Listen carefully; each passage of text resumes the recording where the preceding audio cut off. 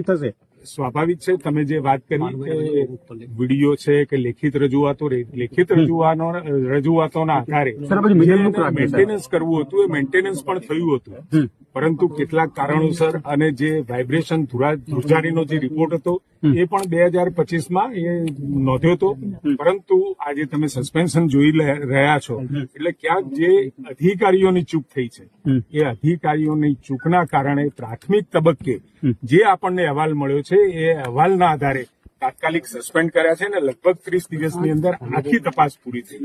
Technical અને સાથે સાથે વહીવટી એ આદરણીય મુખ્યમંત્રી સમક્ષ રજૂ થઈ જશે અને આ એક કન્ટિન્યુઅસ ઓનગોઈંગ પ્રોસેસ છે અને ઓનગોઈંગ પ્રોસેસ અત્યારે ચાલુ છે.